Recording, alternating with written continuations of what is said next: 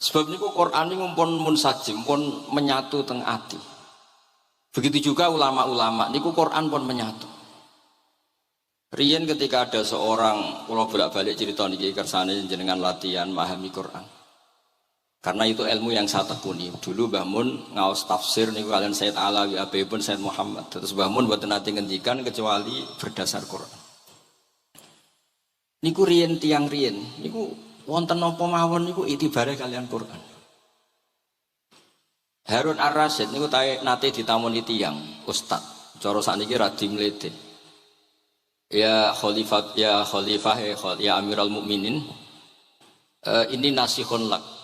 Famusyaddidun 'alaika fala tajid fi nafsika syai'an. Saya nasihati kamu kemudian agak keras. Maka jangan diambil hati karena saya ini tegas keras. Apa jawabannya Harun Ar-Rasyid? Inna wa ta'ala arsala man huwa ahsanu minka ila man huwa asma'u minni. Wa ma'a dzalika qala ta'ala faqula lahu qawlan layyina. Allah Ta'ala itu ngutus orang yang lebih baik ketimbang kamu. Maknanya Nabi Musa ke orang yang lebih jelek ketimbang saya, yaitu Fir'aun. Itu saja ada aturannya. Faqula lahu qaulal layyina. Kamu maka harus halus. Makanya pas sekali tadi dawuhnya Habib Abdurrahman kita niru Wali Songo. Wali Songo itu membawa Islam itu ringan. Wong yang biasanya keimangan sesajen, dhisik dikakno setan, saiki dikakno tangga. Wis pokoke terus dhisik dongane jamba-jambi sing menawa ana sing dihukumi syirik, saiki ditahlili. Dene tahlil kok iso diarani syirik ya terlalu. La ilaha illallah kok syirik ku piye Gus. Wong la ilaha illallah itu kalimat yang orang kafir saja menjadi muslim karena nglafatkan. Lah saiki gara-gara la ilaha illallah diwaca pitung dinane mayit wong dadi musyrik koyoke rada aneh. Teori itu mboten ketemu akal. Akhirnya nggih gampang mawon, tidak merubah kultur yang ada tapi diubah. Napa? Diubah. Jenengan kalau cerita nih Rasulullah Shallallahu Alaihi Wasallam niku tidak merubah adat jahiliyah secara ekstrim, tapi Rasulullah niku mengemas dengan kearifan. Kalau tak cerita sidik, kenapa Nabi dipilih dari suku Quraisy? Suku Quraisy itu gak ada tradisi saya. Kalau ingin menikmati perempuan tuh ya nikah. Sehingga ketika Nabi dianggap aneh-aneh dakwah itu kata orang-orang Quraisy, Muhammad kalau kamu ingin aneh-aneh itu karena ingin nikah. Kamu seneng siapa? Zawasnakah. Kamu saya nikahkan. Sebab itu disebut adat-adat itu kamu saya nikahkan. Bukan saya carikan perempuan, bukan kamu saya nikahkan. Sebab itu adat-adat Quraisy yang termasuk di lem gitu. Mulai terutama teruntuk adatnya mbah-mbahnya Rasulullah Shallallahu Alaihi Wasallam. Niku tarakus sifaha falam yusibhum aruhu min adami wa ila abihi wa ummi. Semuanya meninggalkan perzinahan. Hafidhul ilahu karomatal li Muhammadin abahul amjada saunal ismi. Niki penting kula aturaken kersane kultur kula wau sering jagungan kalian Habib-habib sing aos teng Mbah Mun. Wong Jawa niku mboten nate kawin ponakan, mboten nate kawin putrine. Niku nggih barokah Rasulullah sallallahu alaihi wasallam. Riyen kiai-kiai Jawa niku ngenalno mahram. Wong ora oleh nikah ambek putrine, ora oleh nikah ambek ponakane, ora oleh nikah ambek mbae. Sehingga wong Islam Indonesia niku mun dadi konsensus. Oh ya. Itu nikah itu sudah benar.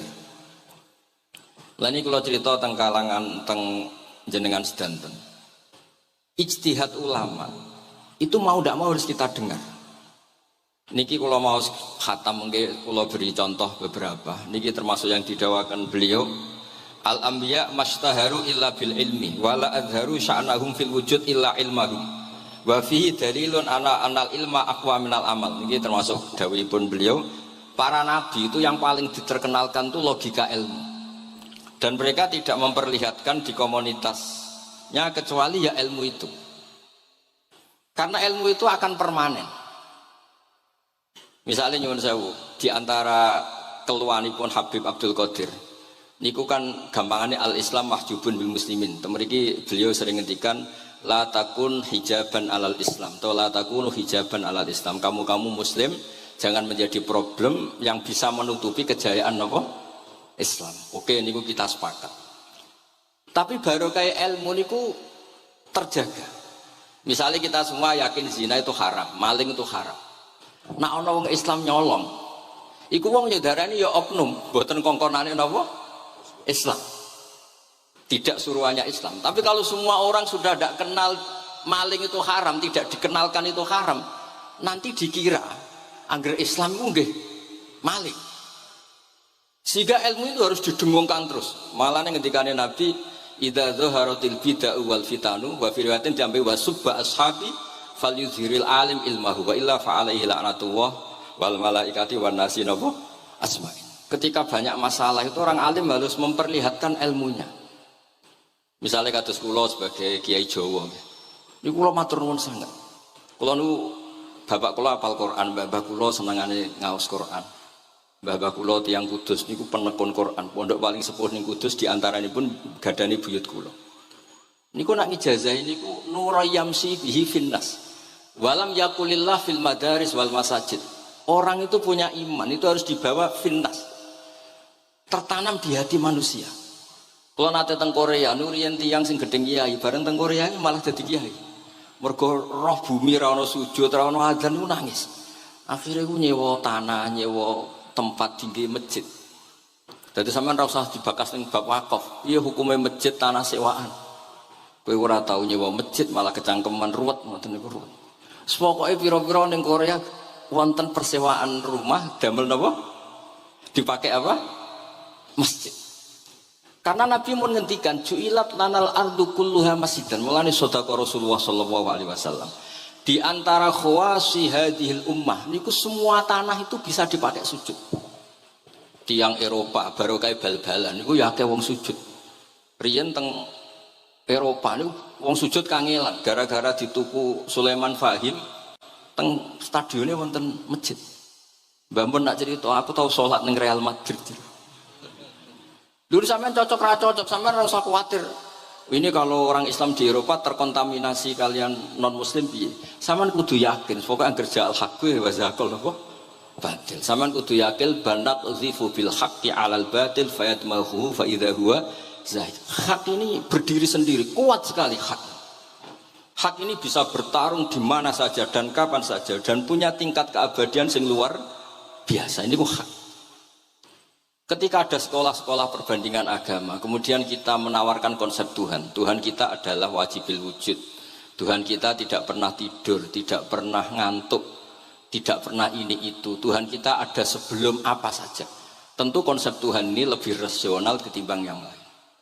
Artinya kita menjual Islam itu dengan likaum yakin, dengan logika sing luar biasa. Sebab itu Quran nak ngajari kita. Nak ngenyek Fir'aun, ngenyek Namrud. Kul ara'aitum ma tad'una min dunillah. Ketika orang kafir menyembah berhala, Lata, Uzza, Hubal. Aruni madza khalaqu minal ardi am lahum syirkun fis samawat. Apa reputasi mereka sebagai Tuhan? Apa melok gawe bumi? Apa pas tahu gawe langit urun semen? Yo ora melok gawe ujug-ujug dadi pangeran. Ndak ikut menciptakan kemudian tahu-tahu jadi apa? Tuhan. Tapi uniknya nih ceritanya kitab Ithaf karangan pun Said Zabidi. Ini lagi-lagi dukung Habib Abdul Qadir tentang ilmu. Kenapa orang Islam disuruh baca sholawat Allahumma sholli ala Sayyidina? Itu Said Zabidi cara ngendikan begini. Islam itu ada. Itu setelah Nabi Isa dikultuskan seperti itu. Diangkat sedemikian rupa sampai dituhankan. Tapi Islam ingin umat Islam itu mencintai nabinya. Caranya gimana? Dilatih sholawat. Allahumma sholli ala sayyidina Muhammad. Allah tetap pemberi. Nabi Muhammad apapun topnya, apapun hebatnya, tetap yang diberi.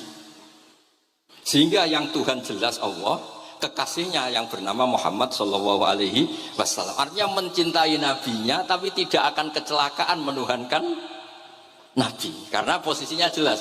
Allahumma Allah pemberi. Nabi penerima. Dan selalu kita dilatih Muhammad dan abduhu wa rasuluh, hambanya. Kata abduhu adalah kalimatun fariqah, kalimah yang kita tidak akan mengalami menuhankan seorang nabi. Kayak apa berkahnya hadati? Kayak apa berkahnya ilmu ulama? Makanya kalau setuju beliau ngendikan al-anbiya mastaharu illa bil ilmi wala adharu sya'nahum fil wujud illa ilmahum. Terus beliau ngendikan wa fi dalilun ala anal ilma aqwa minal amal. Ya ini kita baru kalian dawa-dawa beliau kula alhamdulillah khatam nggih. Cara kula nyari padanan di kitab-kitab itu mudah sekali karena ini ma'ruf masyhur. Terus di antara dawuhipun ngendikan karomatul ulama adharu min karomatil auliya. Ulama itu sekali keramat itu lebih zahir, lebih manfaat ketimbang keramatnya wali. Saya masih ingat bapak saya kalau ngendikan terkenal wali sing untung dekne kata bapak. Ini bapak Guyon. Tapi wali basa Jawa loh, ndak wali yang di kitab-kitab itu ndak. Kalau Anda terkenal wali itu yang sowan banyak, apalagi yang nyalon bupati gubernur. Itu pasti gula Anda banyak, uang Anda banyak. Dan yang untung Anda. Tapi kalau Anda terkenal ulama, ahli fikih, kados bil faqih itu babahnya ahli fikih. Sampai disebut Ustadz Al-Faqih Al-Muqaddam. Jadi beliau enggak diundang Habib saking terkenal ahli fikih, disebut Al-Faqih Al-Muqaddam, saking ahlinya fikih. Kalau Anda terkenal alim fikih, oh saya kalau tanya khed sama siapa?